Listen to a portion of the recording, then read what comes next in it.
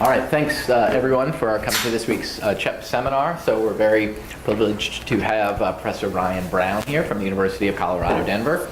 Ryan's an applied microeconomist who does work in demography and development economics, health economics, and is published really well as a junior faculty member in the Journal of Urban Economics, Demography, and Journal of Development Economics, and then the R&R of which we shan't speak to yeah, don't say it out loud. Not a word.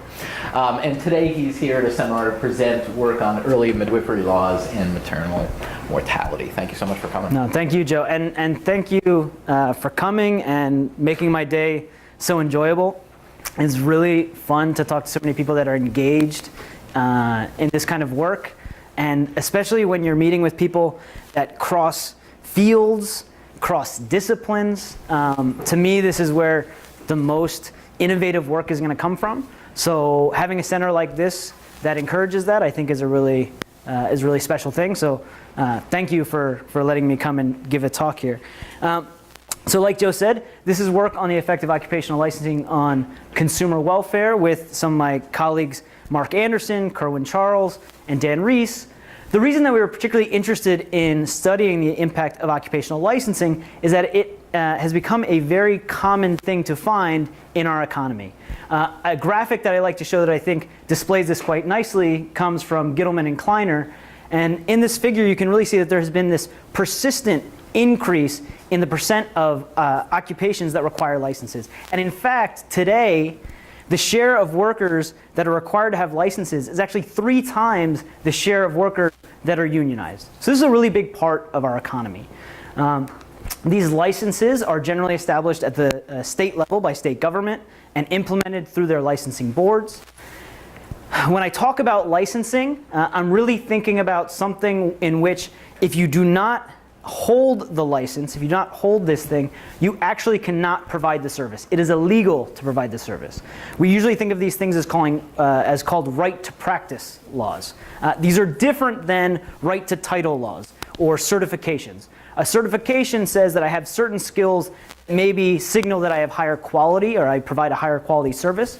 But even if I don't have that certification, I can still provide that service. That's not what licensing is. That's not the kind of thing I'm talking about today. Licenses really mean if you do not hold the license, you can no longer be a service provider. Given this huge increase in the number of occupations that require licenses, it's encouraged some research into the impact of these type of laws. Most of that work, though, has been focused on the impact that these laws have on the well-being of licensees. And what has been found is that licensed workers earn more than their unlicensed counterparts. Most of the thought of the mechanism behind this relationship comes from the fact that, at least in the short term, we would expect that these licensing requirements are going to reduce or restrict the supply of potential providers of these services. That restriction in the supply should raise the price of that service, and so these licensed workers end up doing better in terms of their earnings. And so we know something about the effect of these licensing laws on the licensees themselves, but typically that's not the justification that's given when these things are being debated amongst policymakers. Policymakers generally aren't enacting these things or really don't care about the well-being of the licensees themselves. Okay? Instead, they're thinking about this being something that can affect and have a positive impact on consumer protection. The way this usually works is someone says, we need to make sure that our consumers are protected from bad providers of these services, and so we need to require these occupational licenses. Okay?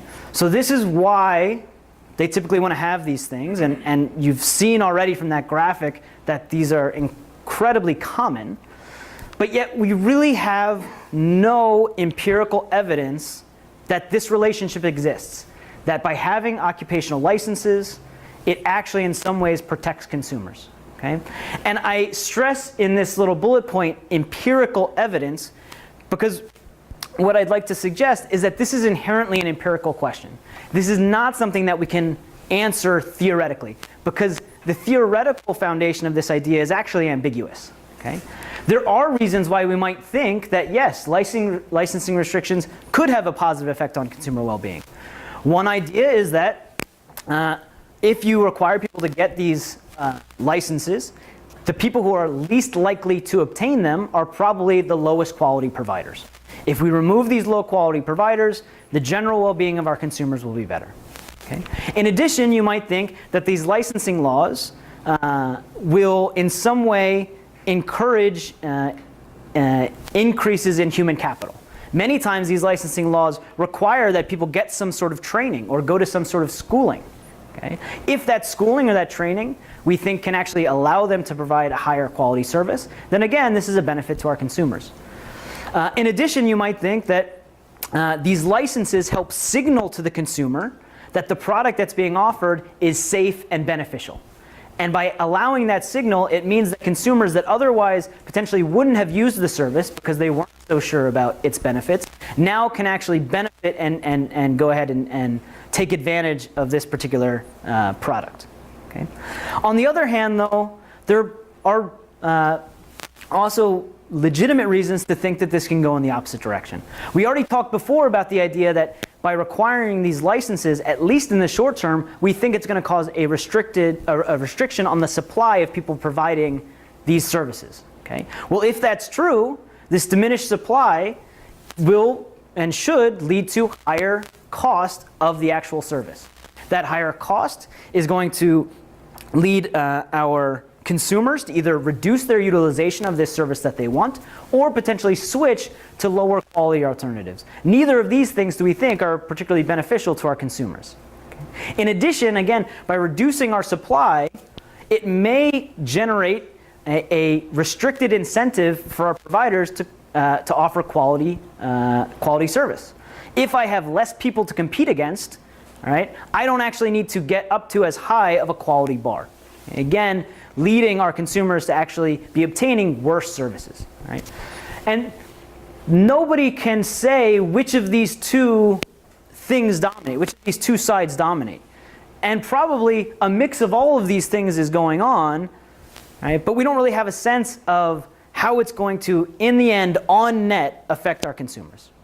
Can you say something about how, over time, the types of industries that have seen the most increases in licensing have happened? And like which type of industries? Yeah, that's right. And if there's a political economy story to sort of explain their expansion in certain industries over time? Yeah, so what I can speak to, so I'll start with the last part first. What I can certainly speak to is, in terms of the political economy, it is all part of the story. And it's certainly a big part of the story for the kind of licensing that I'm going to be talking about in terms of midwives.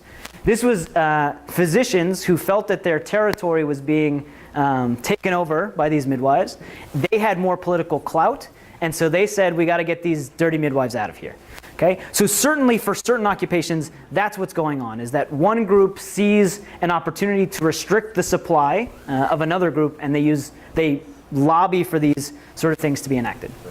In other cases, I think that the motivation comes from less of one occupational group on another and more just general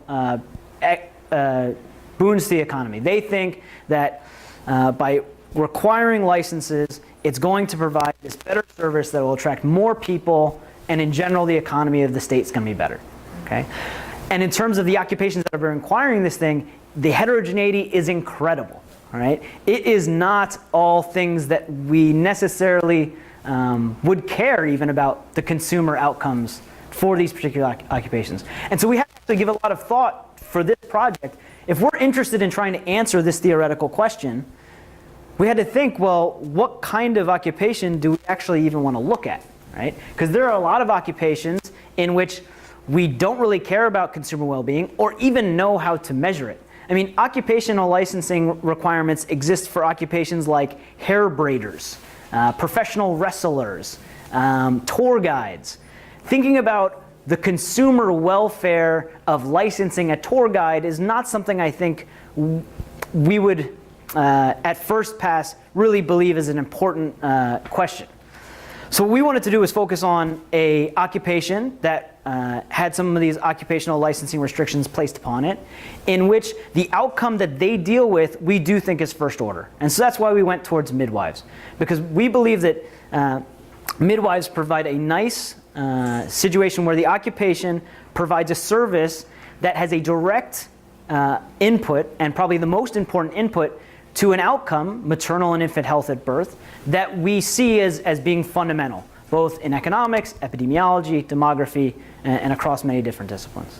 So that picture you had up there earlier from the ILR review piece, so is that so I don't know that piece, but is that, just judging by the two lines were there, are they looking at sort of shocks to unionization and how that affected licensing? I don't think, so they don't make a connection. Okay. It really is just trying to look at this change in the structure of the economy. Okay. But it is not a, it is not sort of a piece that's trying to understand how those two things are moving in relationship to each other. Yeah. In certain professions like plumbing and all of that, where some of the assistants who are helping the licensee, the person who holds a license, he increases supply for himself, but that person is not actually licensed to do the work. But the consumer does not know whether the person is actually working as a license. Has the license or not. Yeah. And as a result, they are able to have certain surplus created for themselves. Yeah, that's right. And so trying to examine this sort of theoretical question in an occupation that allows for that sort of behavior would be really difficult, right? Because the marginal impact of changing these licensing laws is going to be reduced because there's these ways to skirt them, right? And so yet another reason why we wanted to look at an occupation where that's really not possible. The midwife is going to be one of the primary birth attendants, and if it's not the midwife, it's someone else. But there's really just the one birth, and they're going to have, and you cannot be that, if you're in a state that requires these licenses, you can't be that one person if you don't have the license. So there isn't this, it's not as easy to sort of make these, to go around these ideas and actually generate potential surplus off of them. Yeah. Yeah. So given that we're kind of in the, what one might argue, kind of the diminishing marginal returns curve on occupational licensing for consumer welfare, given the Utah hair braiding examples, like we're pretty on that flat part of that curve. And this is a pretty clear example of one where you're kind of giving occupational licensing kind of the best shot to look at these effects. But I'm wondering kind of what you and your co-authors think of as like the kind of the modern takeaway, or what do we learn being in 2017, thinking about how does this shape how we think about occupational licensing today? Yeah, I mean, I think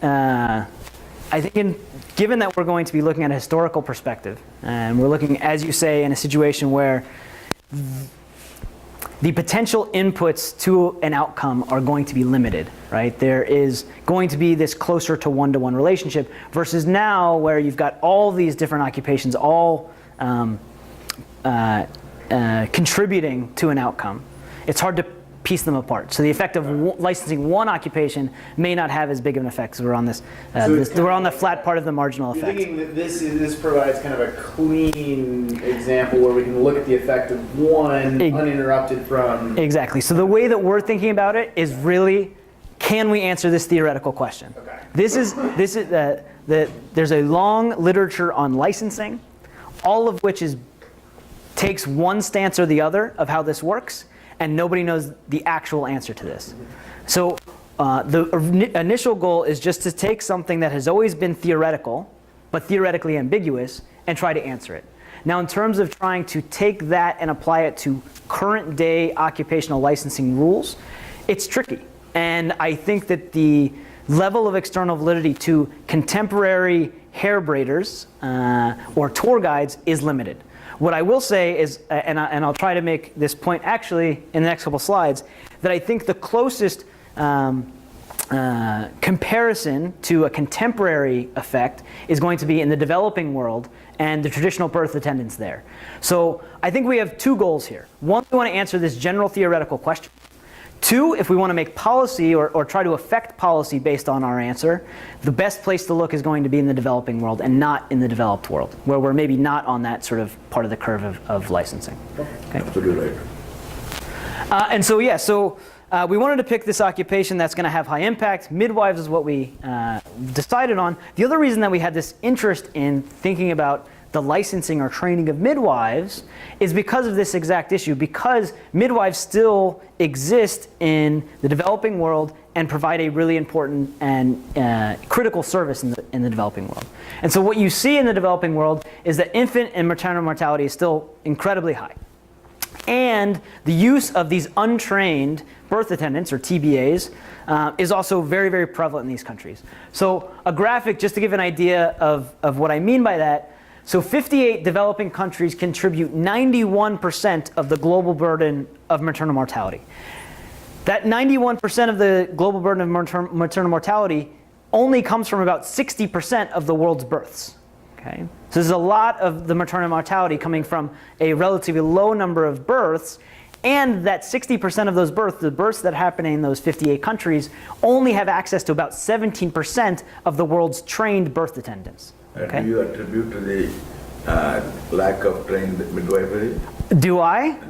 Well, what I will say is that the United Nations and the WHO definitely do. Okay? It's not. Let me tell you how, from certain experience, that you can have this, there are so many things that happen to them that results in the problem for the mother. But during the early period of the pregnancy, they don't have any kind of a consultation. Absolutely. So midwife does not contribute to that. The Right. midwife contributes only the last part of that. So then if you are going to say the success or failure of the midwife is based on what happens, the outcome of that, it may be due to some other considerations. Couldn't agree more, Yeah. right? The midwife provides one part of a larger potential service that these women could get throughout the entire pregnancy. But the WHO and the United Nations see that picture and they say the first order policy prescription is training midwives. This result though, since we're empirically minded, these are two separate reports, okay? They're not joint, these are separate reports. Each of them only really cite one empirical study. They both reference the same study. That study is a cross-country correlational study in Sweden in the 1800s, okay? That my master's students, and I'm sure your master's students, would be able to read very easily and say, this has no internal or external validity. So again, I think we're in a world where we don't have any idea. Some people have decided that training midwives would have this really important effect, but they have no empirical evidence to base that on. No, it is not, but at the same time it gives us an amount of satisfaction to the people who are receiving that. For example, if you train midwife person there, now the chances of miscarriage are quite high. Maybe, I don't know. Because I think the grandmother can be as good a job as the midwife can do. Yeah, well, usually these TBAs are your grandmother, your sister, your mother. Yes. I mean, that's, when we're thinking about TBAs, it's your family, generally. The only thing that in my judgment is the midwife should be given certain amount of training at how to deal with the situation where certain pregnancy. Where there's a complication. That's all. And if you can give that information to her, there's never a man involved, information to her, that it could help Yeah. the person to do it. It does not have a complete training of a midwifery Yeah. from A to Z, Yeah. but it's something that's necessary. The marginal effect of that is a lot more beneficial. That's right. And I think you've hit on exactly what we want to figure out. The kind of training that we're going to be looking at that is required of the midwives in our sample is much closer to what you're describing. Very limited. Wash your hands. Know when there's a complication that a midwife can't deal with where you need something more invasive. And that's, for most of these licensing laws, it's that limited. And the question is, can that sort of training, even that limited amount of training, have any real impact on maternal mortality? And the thing is, we don't know.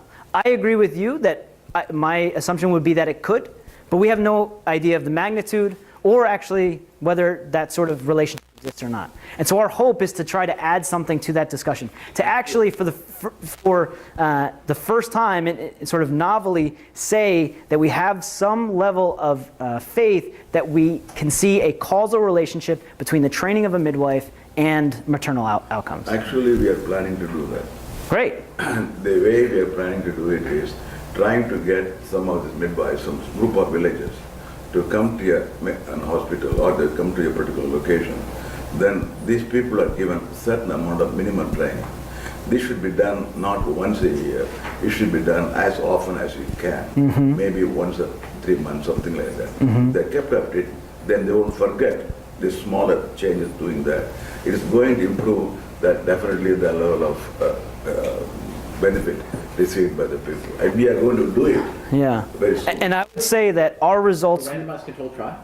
Huh? You can do a randomized controlled trial? No. You can't do all of that. Yeah, I tell you, you want to do all of that, it's going to be very difficult. Yeah. So you have to first make the people believe this is something in their own interest.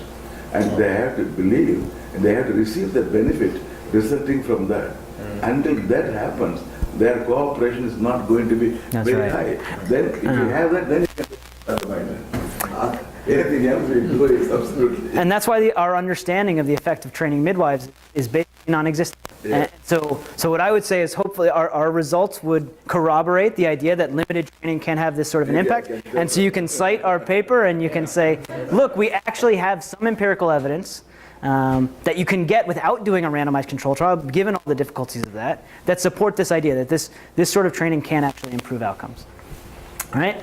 And so just to summarize again what we're doing, the big research question is, does occupational licensing requirements protect consumer well-being?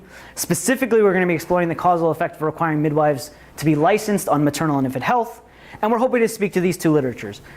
Actually try to identify if there is consumer protection gained by requiring licenses, and try to provide some insight on something we have very little knowledge of what happens if we could actually give training to a TBA-dependent area. Okay, if we could actually train their midwives. In terms of what else we know about the impact of licensing on consumer health, as I said, pretty much non-existent. For a while, what I used to do is just leave this slide blank and keep going, okay? Because that's pretty much where we're at. The closest maybe to something getting at this idea comes from Kleiner and co-authors, where they look at allowing nurse practitioners to prescribe controlled substances on infant health, infant mortality, and they don't find any effect. Now, what they're doing here isn't exactly the sort of theoretical model that I'm presenting, because they really aren't talking about licensing or not licensing. They're talking about changing one aspect of a license, specifically allowing them to prescribe these drugs. Moreover, given that this study, this Kleiner et al. Study is done in a contemporary developed country context, the nurses, the provider that they're thinking about the licensing changing for, is only one of many of the different people that are going to be interacting with these kids and determining their infant mortality. Right? So really what they're doing is looking at one small change for one small piece of the entire puzzle. That's really not going to help us answer this question of the direct relationship between licensing and consumer well-being. And shouldn't really surprise us that they find no effect, because they're really looking at a very inframarginal change, right?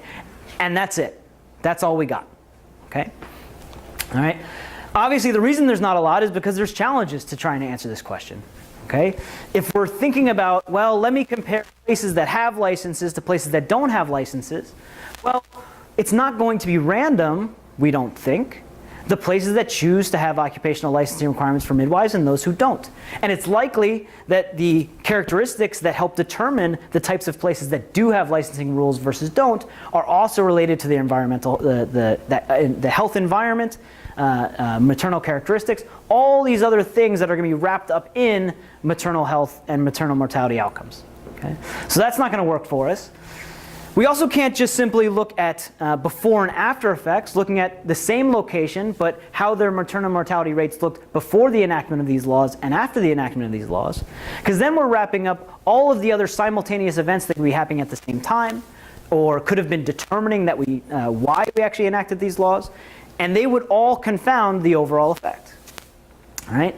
Moreover, I just talked about the last, that Kleiner et al. Paper. One of the issues that it has is that there's all these multiple providers that we have to be worried about impacting that outcome that we're interested in. And so who knows if we change just one license for one piece of that puzzle. All right. So we also have to be cognizant of the fact that a range of inputs could potentially determine any one specific health outcome. And so we want to be careful in trying to isolate one direct relationship. Okay, where we don't think that the licensing of that provider is going to be inframarginal, but rather going to be critical. Okay? In order to try to deal with each of these issues, we're going to allow the context and the data to help us. In terms of the idea that there's going to be endogeneity in where and when licensing requirements are added or enacted, we're going to use data from the 1900s and 1940s in which we can exploit both temporal and geographic variation in the adoption of state licensing requirements. Here's a map of the US in which I've highlighted the states that required licenses during this time period, during this 1900-1940 time period. And in each of these states, I've added the date in which they enacted it. And you can see we have a fair amount of both regional and temporal variation to exploit. By creating this data, we'll have this state-level panel. The state-level panel is going to allow us to include year-fixed effects, state-fixed effects, state-specific linear time trends, and time-varying controls. And what this is going to do is try to soak up as much of the unobserved heterogeneity that exists in our model. Okay? Because of all those concerns that I already mentioned. The idea that the timing of when a state decides to enact a license is not random. The fact that which states enact a license is not random. These pieces, the year-fixed effects, the state-fixed effects, they're going to soak that up. And moreover, given that in any model, we always know that there's potential for these omitted variables, this allows us to at least limit the kind of candidates we'd be worried about. So what are the candidates left that could bias our results? They need to be things that are both temporally and geographically related to maternal, to these midwife licensing requirements, meaning that they're happening in the same places at the same time as these midwife licensing requirements, and things that have to be changing in a nonlinear way.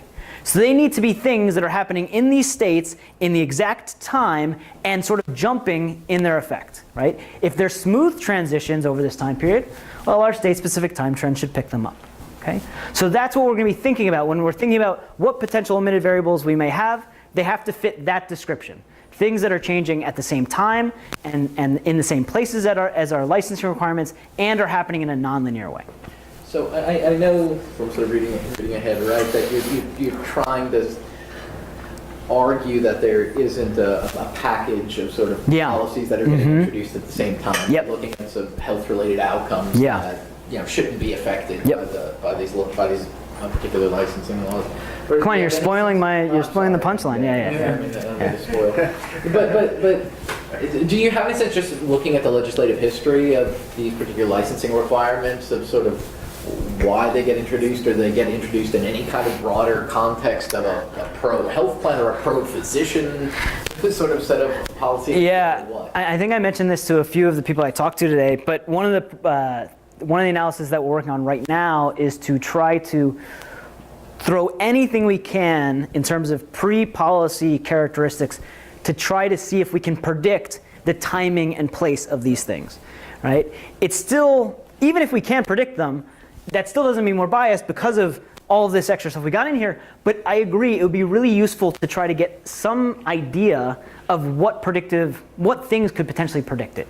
And so far, we're not finding much. We also have collected licensing requirements from like 13 other health occupations during this time period. And so we're trying to see if any of those, if there's any correlation between when pharmacists are licensed and when midwives are licensed, again, to try and get this idea, maybe we're getting a whole package of stuff. These are generally from your, I know you've gone through the statutes from the tables that you have. Me, no, it's Dan. That's Dan. Yeah. But so the sense is, but largely these are coming through state legislatures as single bill. They're coming through. So they're coming through as single items, and generally, if there's anything that I think we would say is predictive of this, it's the strength of the doctors, the amount of power that the doctors lobby has, because they're the ones that are pushing for this stuff. Right, so if there's any correlation, that's where I think it might be. Although we also have doctor licensing requirements in these models as well. They don't really do anything. Okay. We'll also have pre-policy data allow us to look at pre-trends. That's obviously going to be important. We want to make sure that maternal mortality isn't steadily going up or steadily going down in the places that eventually enact. And as Joe already mentioned, another way for us to try to provide some evidence that this isn't all being driven by simultaneous changes in medical advancements or simultaneous changes in other public health interventions, we're going to look at the effect of licensing laws on other health outcomes that midwives have no relationship to. And if our midwife licensing laws are predictive of changes in those health outcomes, it suggests that we have a problem, that we're actually picking up some of these other changes. Okay? So we'll use those as our placebo tests. In terms of this issue of disentangling the impact of multiple providers, the nice thing is that our study period allows us to deal with this pretty easily, in that in this time period, a single provider generally had sole responsibility for the health and well-being of the mother and the infant. This is not a case where you had 3 nurses. I recently had a child, and we had a lot of providers all around us all the time. This is not the case here. You usually have 1 provider, and this is almost all happening at home. So the vast majority of births were happening at home up until about 1920. Our period is from 1900 to 1940. Up until about 1920, it was like almost all in the home. From 1920 to 1940, now you have getting closer to 30, 40, at the end, maybe 50% in a hospital. Okay? But certainly between 1900 and 1920, this was really happening at home. And in fact, hospitals were very dangerous places to be. No, there's a reversal. A lot of women would prefer to give birth in the home. Absolutely. During this time period, Yeah. the way Dan describes it is it's only indigent people or prostitutes, homeless people. Those were the only ones having births in hospitals. Right now. Hospitals was a death sentence. You don't go to the hospital, right? That was the idea. This changed a bit as time went on. The last thing is, I said we want to try to say something that can speak to this idea of traditional birth attendants in developing countries. Obviously, this is not going to be a one-to-one relationship. We're talking about the US in the 1900s. How can I possibly compare that to contemporary developing countries? Okay? I'm certainly sympathetic to that idea, but I will say that there are reasons to think that this comparison may work. The maternal mortality rates and the medical technology that you currently see in many parts of TBA-dependent countries today is very similar to what you found in the 1900s in the US. Just looking at maternal mortality rates, here's maternal mortality rates in sub-Saharan Africa in 2020. This is about the range that the US was in during our study period. Okay? So it fits in rather nicely. Okay? So it's not that we're thinking about 2 totally different worlds. The worlds unfortunately, are not that dissimilar in sub-Saharan Africa today as compared to the 1900s US. Yeah. Just at a point, and I know this is kind of a minor point, but it seems that we're talking about the effects of having trained midwives in the birth room. Mm-hmm. Like I could totally this comparison makes sense. But in terms of thinking about a policy of having this occupational licensing, part of that, if we're talking about, we're going to pass a policy that requires that midwives have this training. Mm-hmm. The effectiveness of that policy to actually get trained midwives into the room has a component of state capacity to it. No question. And I wonder if there's, and I know this is probably a long shot, but can you say anything about the relative state capacity of some of these states in 1900 in the US? So I'm not going to be able to say anything about state capacity or even relative compared to developing country, but I will show some evidence that I think supports your line of thinking in that there's definitely heterogeneity in the implementation of these laws. And in particular, by all historical accounts, rural areas, basically, they just ignored the laws is too much. But they were much less likely to actually be implementing these laws in a really rigorous way. And in urban areas, that wasn't the case. They were really much more fastidious about making sure that the midwives were actually licensed. And what do we find? The effect is all in the urban areas and not in the rural areas. So you're absolutely correct. This is saying what the ideal, if you can actually execute this thing. Now, whether you can execute it or not is absolutely a different story. But there is a difference right now that the kind of demand for midwifery in the developing countries is now rising. They're non-existing right now in some countries. And not in some other countries. So if there's nobody available there, then you have to develop a certain amount of expertise. So there's going to be a gap all the time between the necessary midwives needed and then just supplied. Mm-hmm. And that depends upon the ability of the government to provide. that kind of service. If the government is not able to provide that, then we cannot talk about this relationship at all. So any improvement in availability of midwifery will help improve the childbirth and possibly reduce the maternal health also. Reduce the maternal mortality slightly. That is what we are trying to find out, and we are trying to get the data before you start doing that. Very difficult. Nobody will tell you how many children were born and died of it. So it's very difficult to get this kind of information. Yeah, I think our results would suggest that if you can get these trained midwives in whatever the location, it can be good for the maternal health. Your question is, can we actually execute that? That's a different question. Well, I mean, because like I don't think anyone would take issue with, sure, you improve the training of the people who are in the, there. The outcomes are good, but I think the interesting part of this paper is kind of these tensions that you pointed out in an earlier slide, right? That there are going to be some supply, potential supply issues. Yep. There are all these ways in which we think it could have, kind of these adverse effects. But again, this is all kind of coming back to the policies that the government now mandates. Yeah. Everyone has that, and I mean, the places that you're looking at in the 1900s, they're not like models for modern day state capacity. Exactly, and so pretty rugged. So again, we would hope that we're able to more closely mirror these sort of current day environments that we care about. But in terms of a measure of state capacity that we could actually do and that we could actually use to compare today, I think it'd be hard to develop one that wouldn't take a lot of assumptions that people might be a little bit concerned about. So are you going to talk a bit more about, so I don't want to go all gone with the wind on you, but I don't know anything about birth and babies. Yeah. So can you tell me something about the specific sort of skill sets that are going to be difficult to observe on the part of potential mothers, why licensing could sort of improve average quality and so basically I want to get at the mechanisms to get an idea of how plausible these magnitudes are, which means I need to understand the asymmetric information over what kind of dimensions kind of skill. Yeah, definitely. I think in a few slides, the sort of this, and I think part of that is talking about why these women were dying at the time and what kind of training these midwives were getting. And so if I don't cover it then let me know. Okay, just to preview our results, we find that the implementation of these midwife licensing laws led to a significant decline in maternal mortality, around 6%.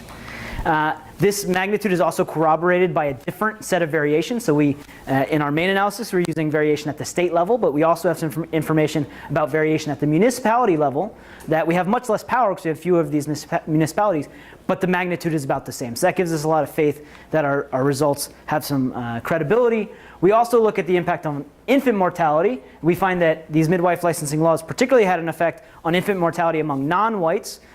This is not particularly surprising given that non-whites were much more likely to be using these midwives.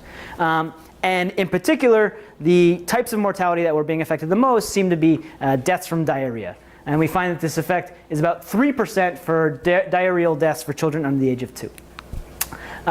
It also doesn't seem that these effects that we're finding on from midwife licensing laws are just driven by other simultaneous changes in medical technology or health policy. And I say this because mortality rates of lots of other diseases don't seem to have any relationship to these midwife licensing laws. And in terms of infant mortality, if we look at slightly older kids, their mortality doesn't seem to be changing. So it doesn't seem to be just a general change in the health environment, because if that was the case, these older kids should be doing better too. Yeah. So how do you interpret the results for children up to the age of 2? Is that because midwives were kind of continuing on as a medical provider through Yeah, so I'll go through that too, but just like just sort of a brief little answer to that. In terms of under age 2 diarrhea, I think there are a couple main reasons. One, they were trained to encourage breastfeeding, which was not popular at all during this time period. And so the big effect there, we can argue what the value of breast milk is in terms of biologically. I'm not sure we actually have a lot of good evidence one way or the other on that. But what I will say is that water and milk quality, like cow milk quality, was rather poor.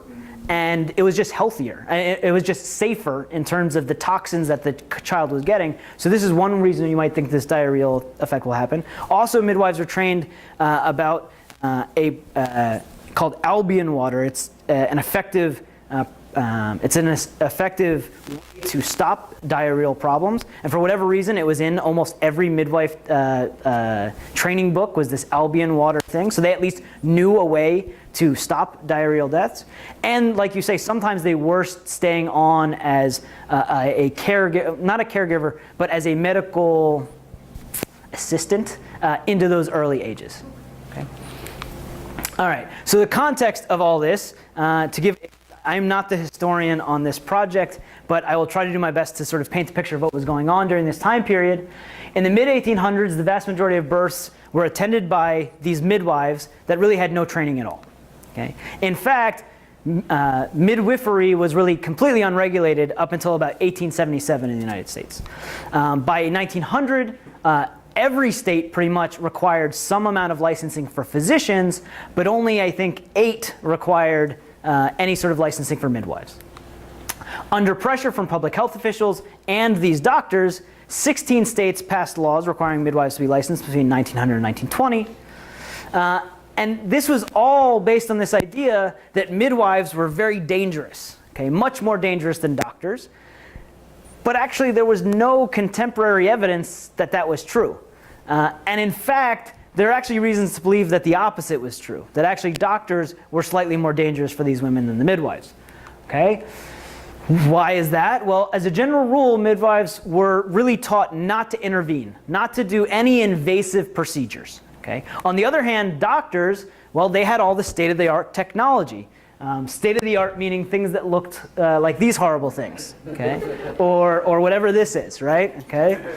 And they had this training, and so they would use it, okay? And so they routinely used forceps and anesthesia, even in uncomplicated deliveries. And while forceps and anesthesia are certainly useful tools, okay, and were tools that have continued to be used, if they're used improperly, they're actually really dangerous for the health of the mother and the child. Right? Whereas midwives weren't going to do that, right? And so one of the thinking is when you had a complicated delivery during this time period, a doctor might be able to save them, but probably not. Probably a complicated delivery, no matter who the birth attendant was, is going to be in trouble. Whereas uncomplicated deliveries, right, the midwives potentially could handle them, and the doctor could handle them too, as long as they weren't also using these invasive technologies. Okay? In terms of why these women were dying during this time, the main cause was what was called childbed or puerperal fever. Essentially, it's just infection, sepsis or infection. Okay? And this is about half the deaths in the early 1900s. And physicians were thought to be one of the main carriers of this these infectious germs, as they were working with multiple patients in the same day. Whereas midwives typically just had one woman they were working with that day. And so these doctors, it was thought, one of the problems was, one of the reasons there was all this maternal mortality, is that they were taking these germs and infecting multiple women. Okay? All right. Another common cause of death for mothers was hemorrhage. Okay. Again, we can think about why overuse of forceps or overuse of anesthesia is going to increase the likelihood of hemorrhage, and there's been some work showing that that was the case. All right. But despite all that reasonable evidence that doctors were potentially as much of a problem as midwives, it didn't really matter because the doctors and the public health officials, they had much more power. Okay? They had much more political clout, and they wanted to place the blame of these deaths not on themselves, but on these women, these dirty midwives. Okay? So, and it was really pointed criticism. This was stuff where it became a very personal crusade, right? So this quote says, "First and foremost, as a fertile source of infection, I place the midwife. So long as the poor are attended by the present race of dirty, ignorant, meddlesome midwives, puerperal sepsis will be rife. I know of exceptions, all right, but the great majority of filthy, beyond description, and ignorant of rudiments of obstetrics, yet they presume to stick their dirty fingers right? So this is the kind of rhetoric that was going on, okay? This seems very, yeah, this seems like, you know, they're rapists and all. I'm sure some of them are okay, right? But this is the kind of rhetoric that was going on, all right? And the reason that this was so effective is that the midwives were generally from a lower class. Most midwives were black or foreign born, so they really didn't have any ability to defend themselves against these claims that really had no evidence. Yeah. So in terms of kind of the political economy of this all, is there any evidence that part of the motivation for doctors to push this was exactly that they wanted some kind of supply restriction? Like, is there, so if I'm having a child in this time and I can't find a certified midwife, would I then hire the doctor? Potentially, Okay. yeah. Yeah, I mean, I think that the idea was exactly that, to generate more business, that these midwives were taking this function away that was their function, right? And so, yeah, absolutely, right? And I think, so one way you might read this is, well, if we restrict the supply of midwives, they're using doctors more, and maybe just doctors are better at this, okay? There's no evidence of that. And I think, if anything, the evidence is very much against. So we actually were very worried when we started this project that what we were going to find was this negative effect, that the maternal mortality was going to get worse because they were going to start going to doctors and going to hospitals where they were going to do bad things. They all knew better, but... I think that they probably knew better, right? And I think education plays an important role. And that definitely plays an important role in developing countries. I'm sure it should have played an important role in the United States also at that time. Yeah, unquestionably, right? And the other thing is that since the main users of these midwives were black and foreign born, for the most part, they weren't going to go to the doctor, right? Or even potentially be allowed to go to the doctor. So they still needed a midwife, right? All right, so the content of these laws varied a lot. Okay? You had some places that required you to graduate from a school of midwifery or pass some sort of exam by the State Board of Medical Examiners. You had some that simply had required literacy or had age requirements. Okay? You had even others that were much more subjective and judged their candidates just based on the character, cleanliness, intelligence, and reputation for calling a doctor in a difficult or abnormal case. So there's a lot of variation here in the type of law that this looks like. Right? And as I mentioned before, the enforcement was certainly not uniform. And as far as anyone can tell historically, it was very weak in rural areas, very good in urban areas. Now, in terms of Joe's question about, well, what's happening here? Like, what's the potential mechanism? Well, the type of human capital that we could potentially point to that was being acquired by these midwives from these licensing rules were, I think, a few things. One is just cleanliness. This is the main uniter amongst all of these things. They were taught to wash their hands. That was stressed in every single one of these cases. The stress was cleanliness. Okay? Another piece that was pretty much stressed across the board was the idea that if you had something that was very complicated, something like a breech birth, okay, that once you knew that these invasive techniques needed to be used, you had to go find a doctor. Okay? Once it got so complicated that it was clear that it wasn't a birth that you could deliver naturally, you needed to go find a doctor. Okay? And then the last piece I mentioned before is that they were also stressed the importance of breastfeeding after the birth. Okay? So if we think about what could potentially be changing these results, I think these are the big ones where we think maternal mortality would be hit. And we're going to try to speak a little bit to whether we can pin it all here, or pin it all here, or if there's some mix. Okay? All right. The data we're going to use to get at this comes from the US Census mortality statistics. This is what that data looks like. There's books and books and books of it. Poor RAs have to go through these books and go to each year. This is 1909, and each state, Indiana. Okay, they find that page. Then they find the death counts from childbirth.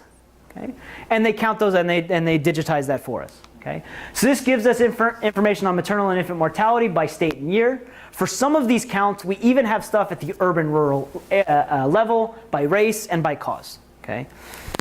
Some of the descriptive statistics we can get from this is the maternal mortality was about 27.9 per 100,000 females in the population, or about 164 infant mortality per 100,000 of the total population, and infant mortality was much higher in the non-white community than the white community. Yeah.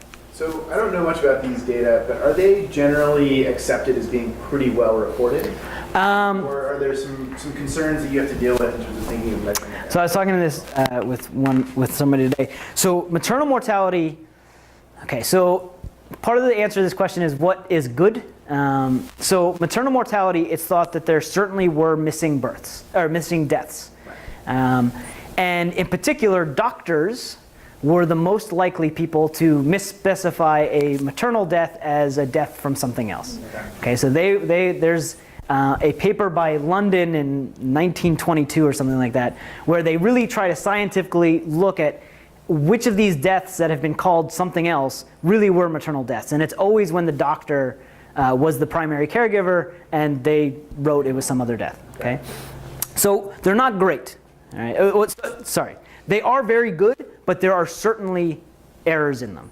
Now the question is, are those errors going to be correlated with the enactment of these laws? Not clear.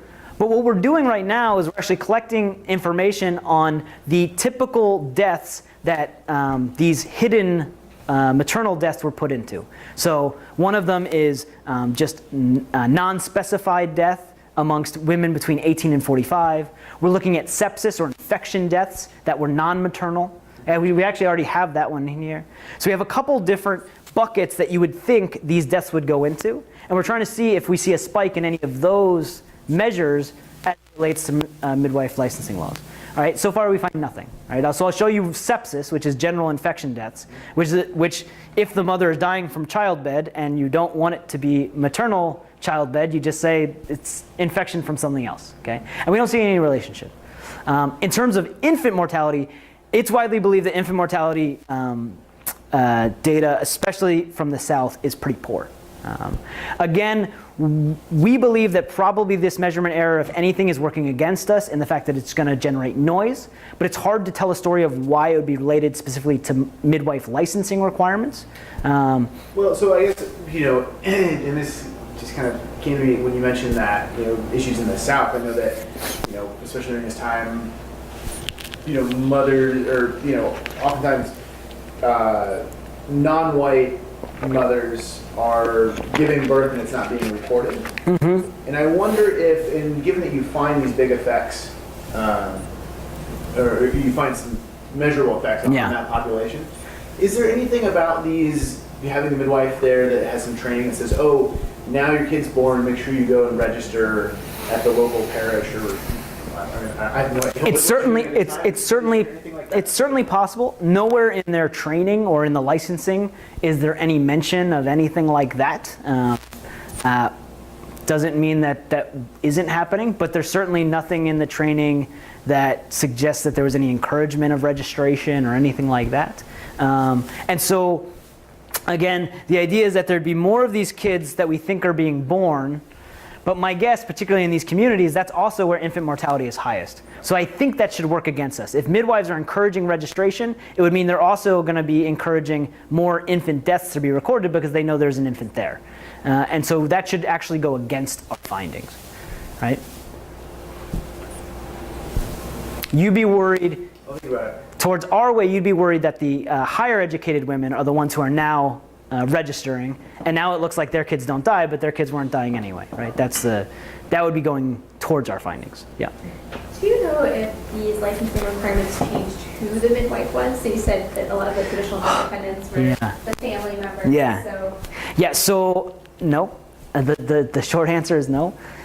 So there's data so the census allows you. After 1900, they actually start asking women if they have an occupation. Before 1900, why ask women if they had an occupation? Okay? And one of the occupation categories is midwife. And so we wanted to look at this exact idea. Is the supply changing? Can we see a change in the count? And can we see a change in the characteristics? Here's the problem.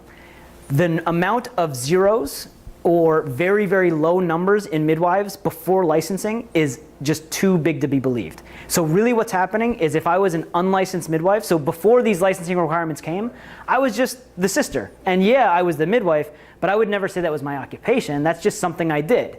Where after the licensing, now they say I'm a midwife. So trying to get anything out of it, I think it's basically uninterpretable. We have something in the paper about it that I've been arguing as much as I can to just kind of remove, because I think we can tell you descriptively what's in the census. To interpret what that means, I think we have to be really careful. But I mean, that would be a great thing to know, though, for sure.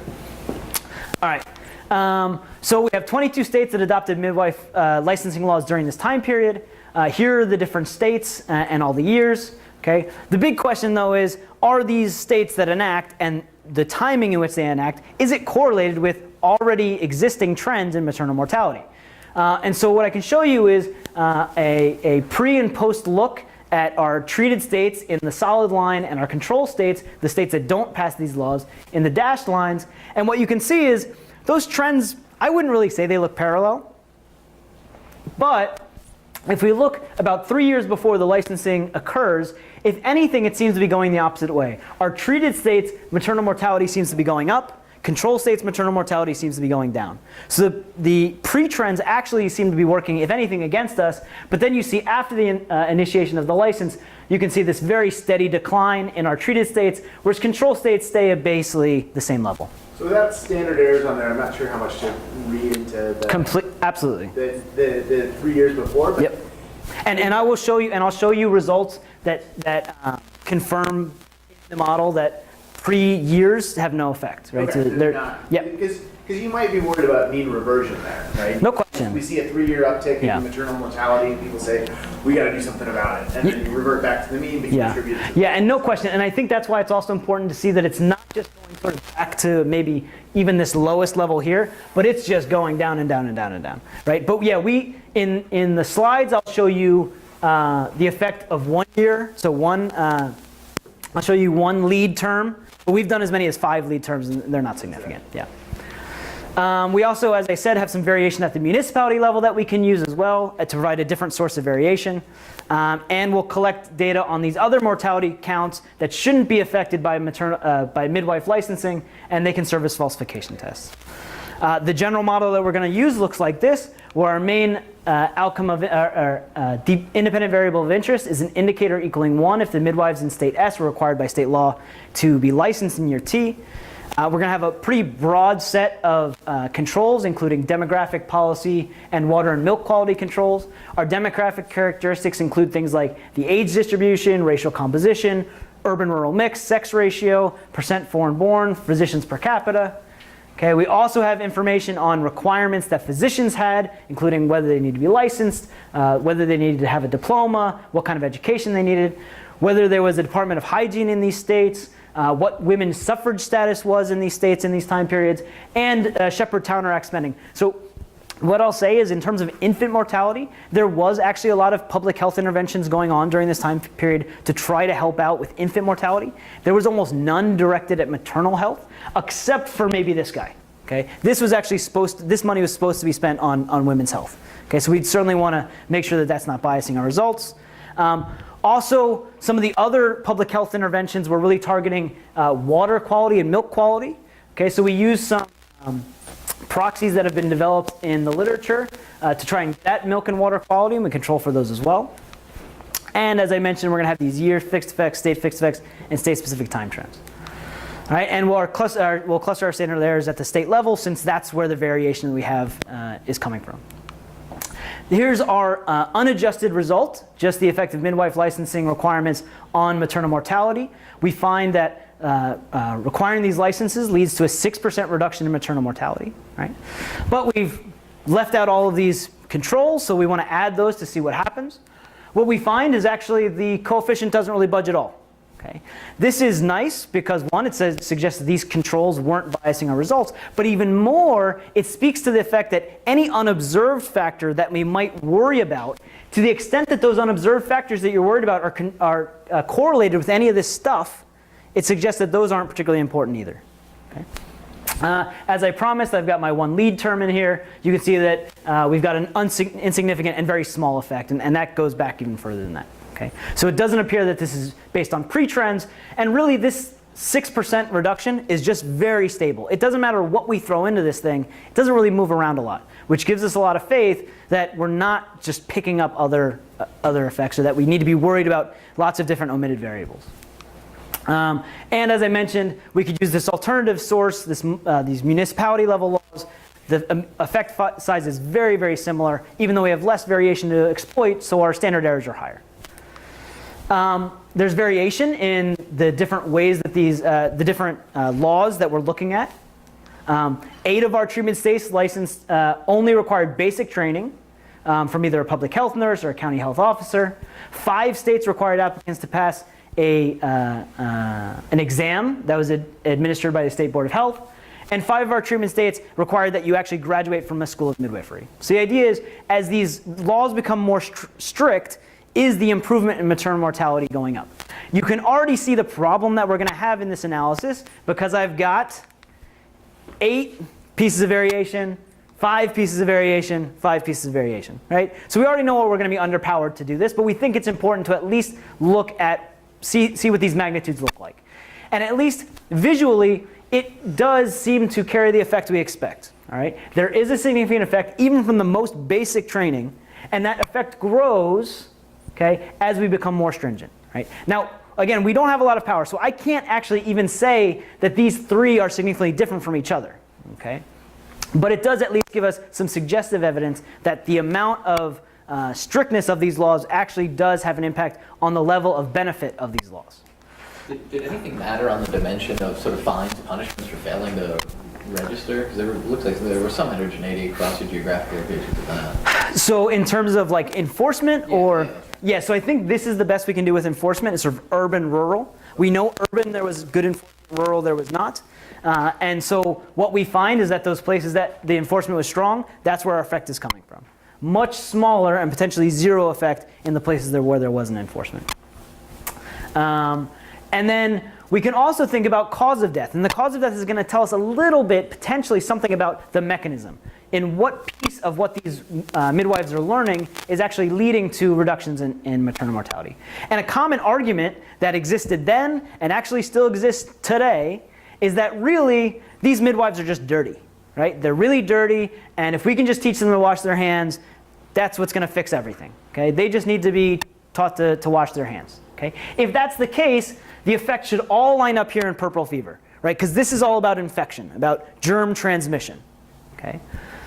These other causes are things like hemorrhage, okay, complications, right? This doesn't really necessarily have to do with cleanliness, right? What we find is that, yes, cleanliness does seem to have a big impact, right? It is important that they're not transmitting germs across women. But that's not the only benefit, okay? There is benefit to these other pieces of training in terms of not trying invasive tactics, or knowing when invasive tactics need to be used and when you need to move to somebody who potentially has those skills, right?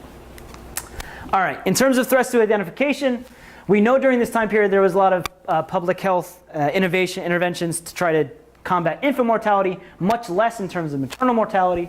That said, even though they're not directed in maternal mortality, it's not crazy to think that they may be correlated either in their existence or their intensity with the enactment of these laws. Maybe there's some combination or a package that gets voted for, all right? Alternatively, you might think that at the same time, and this is actually true, in the 1900-1940 period, there are big advancements in antiseptic techniques, which would reduce the deaths from puerperal fever, from infection. Okay? And if those, for some reason, are geographically and temporally correlated with midwife licensing requirements, hard to tell that story, but it's possible, then again, we would be biased. Right?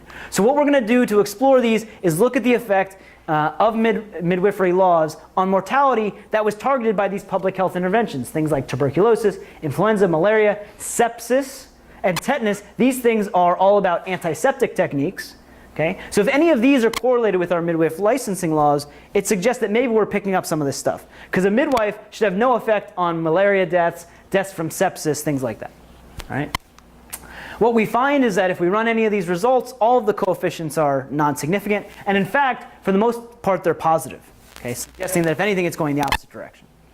All right, so we feel fairly comfortable that it isn't these other contemporaneous or simultaneous effects.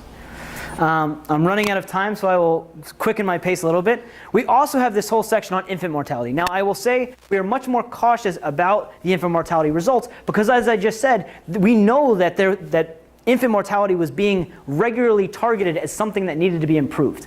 So yes, we can pick up a lot of this by all of our falsification tests and all of our controls, but we can't know that we've got everything. So this one we want to be a little bit more careful with, and because we know the infant mortality data is not as clean.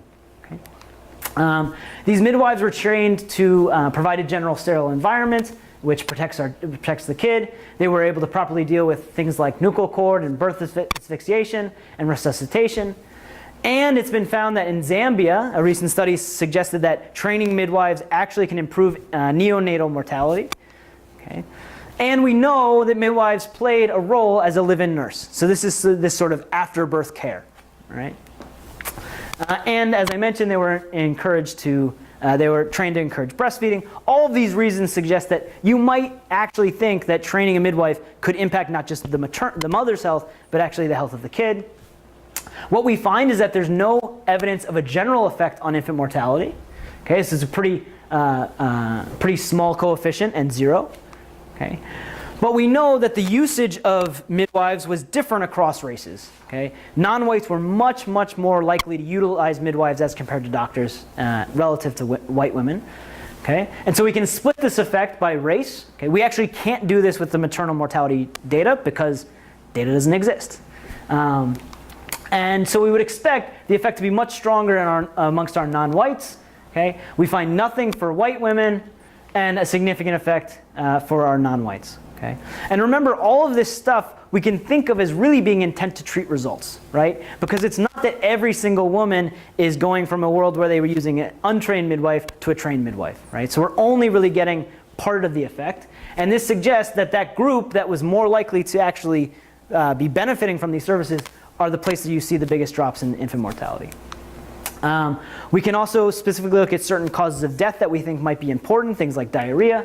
The reasons you might think that this is important is that when midwives are focusing on this breastfeeding that really wasn't common during this time period. Usually breastfeeding was kind of either not done at all or very short-lived. They were actually encouraged to get the kid eating solid food as soon as possible, which is very different than what they tell you now, and probably different from what they'll tell you 5 years from now.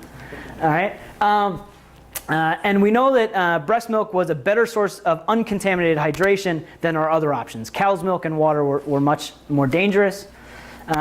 And we know that breastfeeding can be a good way to get infants calories even when they are not interested in eating. And as I mentioned, midwife textbooks during this time period talked about an effective diarrhea treatment, which was Albion water. Okay? Up until this time, a lot of times people didn't even know how to treat diarrhea if they found it. Midwife texts actually did. Now, how much they were studying these texts, knew this technique, that I don't know. But in the textbooks, there was an effective treatment. All right, so in this case, we actually have to only look at our municipality level data because this information on diarrheal-related deaths is only available at the municipality level. Okay, so we can look at our municipality level data. Just like in our state level data, we find no effect for infant mortality in general. Okay. Once we look at specifically diarrhea deaths and diarrhea deaths for an age group that we think should be affected, those that are less than 2, now is where we find an effect. About a 3% decline in mortality from diarrhea from our children under 2. Now, as I mentioned, we view our identifying assumptions, particularly in the infant mortality analysis, as much harder to satisfy. Okay? We're much more cautious about this analysis for a number of reasons. Right? But it would be nice to provide some falsification that we're not just picking up these other public health initiatives that we know were targeted towards public health, or towards infant health. Okay? And one thing that we can do is actually to make sure we're not just picking up some declining trends is to look at diarrhea deaths of kids that shouldn't be affected, older kids. Okay? If it's all about a trend, these older kids might be doing better as well. Okay? But if we're actually picking up the effect of the midwife, the person providing a service, then there should be no effect here. We find nothing. Okay? Very small coefficient, non-significant. All right? So I'm almost out of time and I'm almost done. This is great. All right? So what we did is we exploited geographic and temporal variation in midwife licensing requirements. We found that implementing these midwife licensing laws led to a significant decline in the maternal mortality rate. We also found significant decreases in infant mortality, specifically among non-whites, and in terms of diarrheal deaths.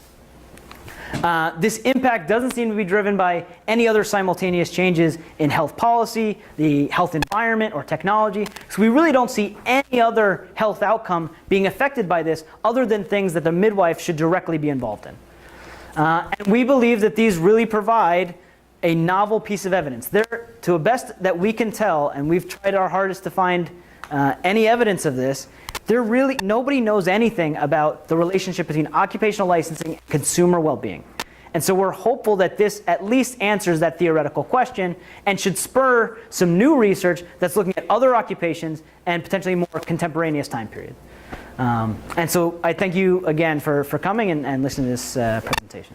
So I've got a follow-up. Yeah. But so what you didn't want to talk about, right? The census data on occupational on licensing. So you find that these midwifery laws are associated with increases, right? Increase in supply. Increase in supply.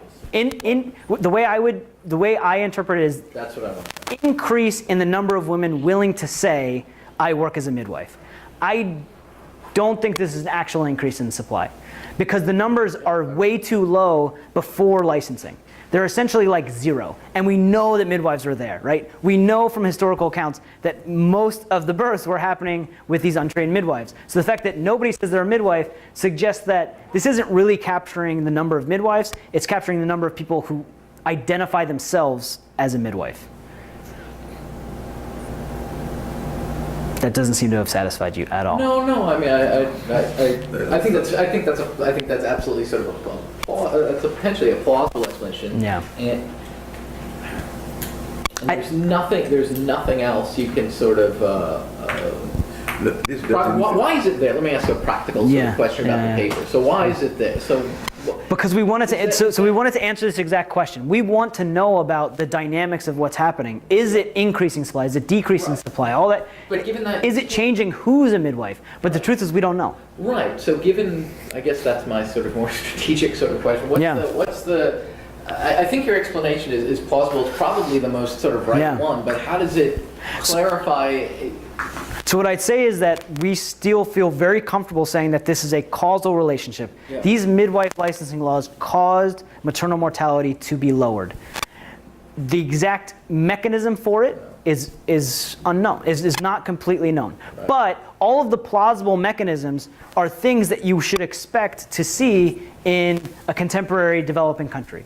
Okay? We don't think that there are situations that are unique to the context that we're studying that wouldn't also apply in those settings. Right? There isn't that there's this better option, that now they're switching to these doctors that are highly trained, that developing countries don't have access to, anything like that. So if it is changing the supply of who midwives are, there's no reason to think that that same thing wouldn't be occurring in contemporaneous time. And so while we can't state it directly, we don't think it really changes the takeaway that a policymaker would make. But that's also why I want to take that piece out, because I think it suggests that we know more than we actually know. Mm-hmm. Yeah. So we're the effect being concentrated among non-whites. I was wondering, so what were the other options then? So they're going to the hospital, which sounded like a not great option. Not a good option. Did doctors also make home visits for the purpose of birth at this point? So is that why you think that whites were not as affected? Or? Yeah, so the idea is that we know that prior to these licensing laws, non-whites were much more likely to use midwives than whites. And almost all these births are happening at home. And so the idea is that the average treatment on the treated, these people are really our non-white group or our foreign-born group. It would be great if we could actually split it by foreign-born, because we know that's another place where it's very, that's a community where they really were utilizing local and these traditional birth attendants. So yeah, the idea is if this licensing law is passed and they don't have access to one of these licensed midwives, the idea is that they would then go to use a doctor. At home. At home. But this is almost all at home. And actually one of the things, so one thing that we're trying to look at is whether these midwife licensing laws change the number of women who give birth in a hospital. Now, our belief is that if that was the case, if sort of by requiring licenses, it restricts the supply, and so now more women go to the hospital, again, this should work against us. Now our maternal mortality should be going up because we know hospitals are bad places. For whatever reason, there's one person who feels very strongly that hospitals were good during this time period, and so we want to satisfy that one person. I know that we're not supposed to do that, but this is a very important person, so we want to satisfy their concern. And so we're actually collecting data on the number of bassinets. So you actually get data on the number of bassinets in hospitals, the number of beds in maternity wards, and we're trying to see if there's any relationship between the midwife licensing laws and the number of bassinets, or maternal, to try to say, our guess is that there's really no impact on the number of women using hospitals, but it'll be able to speak to that. And I guess I would think in terms of hospital quality, would that potentially be going up during your time period? It's Yes, a pretty long it period, is. So maybe it's different depending on whether you consider the earlier. Or That's right, it is. It is definitely better later period than the earlier period. The problem is that given how we don't have a ton of variation and a ton of observation, so if you start cutting the data, it has a big impact on what we find, mainly in that the standard errors blow up. And the real truth is that the whole crux of this argument is that we have enough variation. Once we've got maybe these 22 states. If I limit the time period, now I'm down to 8 states, it's harder to argue that those 8 states are generating this sort of independent variation. Okay, and so we want to be a little bit careful about that. But, yeah. Well, thank you so much, Ryan. Thank you.